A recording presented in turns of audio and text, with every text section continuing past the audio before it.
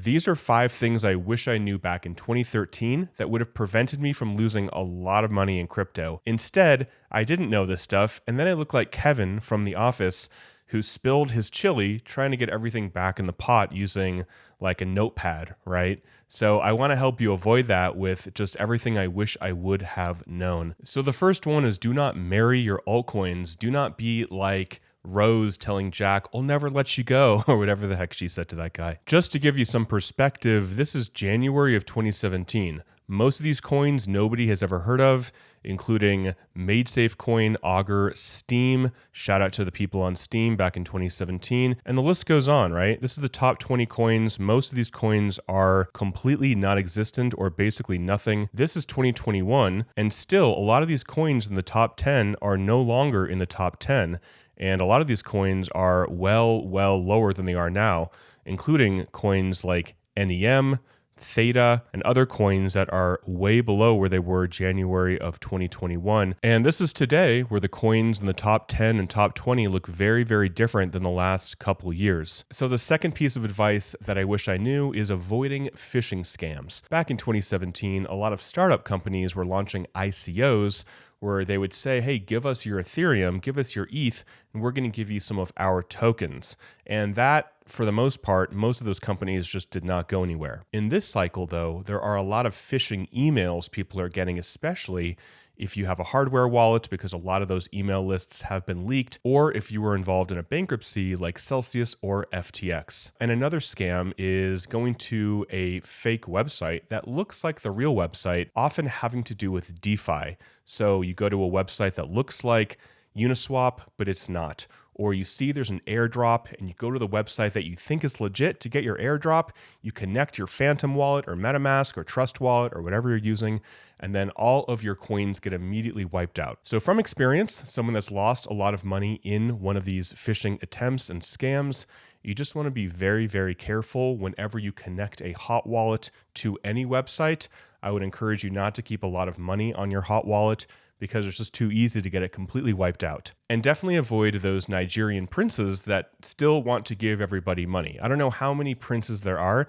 For some reason, over the last 20 years, the Nigerian princes just keep popping up and they want to give you money or you to send them money. So avoid those guys too. The third thing I wish I knew, is exit strategies. Now, this is something that is really important. Now, you can head over to Into the Cryptoverse if you'd like to get a chart to kind of map out how to exit positions, or you can just do it on your own. Essentially, taking profits is super, super important, and you shouldn't listen to anybody telling you when or when you shouldn't take profits because everyone has a different average cost to get into that coin. Some people's average price for Ethereum was $500. Some people, it's $2,500. So depending on your average price for that coin, you may want to take profits earlier or later than somebody else. So there's a lot of factors involved, but just make sure you know how you are exiting your positions. And again, you can head over to Into the Cryptoverse, link below for that if you would like.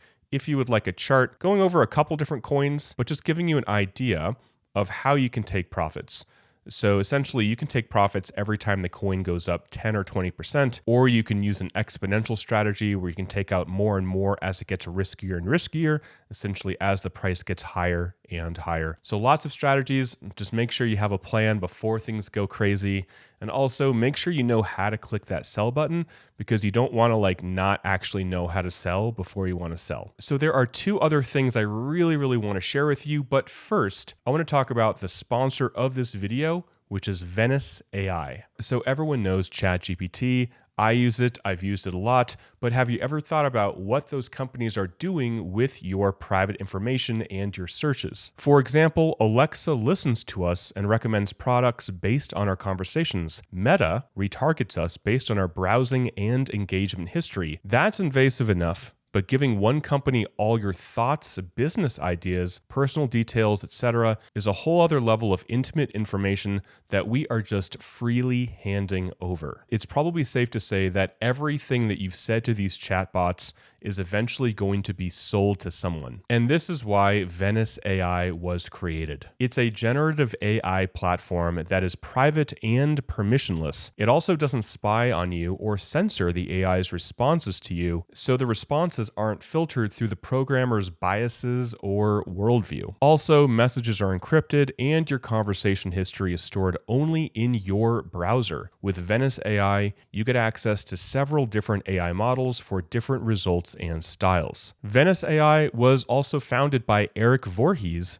to serve as a separation of mind and state. I've personally been using Venice AI recently, and I like knowing that I can still have private searches and conversations. Plus, the results are awesome and are just as good as other AI models. You can sign up for the Pro plan that gives you access to enhanced features such as PDF uploads for summaries or insights, the ability to turn off safe mode for unhindered image generation, modify system prompt and prompt the model itself on the back end, changing how it interacts with you, and also for limitless text and high quality images. You can use my link, which is venice.ai/Aaron Bennett, to get 20% off a pro plan and start enjoying private and uncensored AI today. So the next thing I really wish I would have known is separating from the beginning what percent of my portfolio is going to be in larger, more safer coins, and which are going to be in more smaller coins, more like degen gambling type of bets. Because in my opinion, you really don't need to or should have the majority of your portfolio in tiny, tiny coins. Crypto is volatile enough, and there can still be insane gains for larger coins. Right here is Ethereum back in 2017. It did a 88x in 2017. Now granted, Ethereum in 2017 was pretty small. This is January of 2017. ETH was $10. So it's still small, but it was still ranked number 2. And I think that's really important to remember that you don't need necessarily tiny, tiny, tiny coins for the majority of your portfolio. Larger cap coins in all the sectors that I've talked about on this station, large market cap coins can still do incredibly well, even if they are a top 10 or top 20 ranked coin. And also having the majority of your portfolio in larger market cap coins gives me, in my opinion, a greater confidence that it'll withstand a bear market. Whereas if most of your portfolio is in tiny coins that are ranked above 100 in terms of market cap, I would have way less confidence that they're going to withstand a really brutal bear market, or that they'll even bounce back to where they were at their previous all-time highs. And that's not to say you can't have fun and you can't play with smaller coins. Now, I do that, but I allocate a certain percentage of my portfolio, of my crypto investments, for those coins. Where I've messed up in the past is I have allocated way too much of my portfolio into brand new projects where I was having maybe 40, 50, 60% of my portfolio in tiny projects because I thought that was the only way to make life-changing money.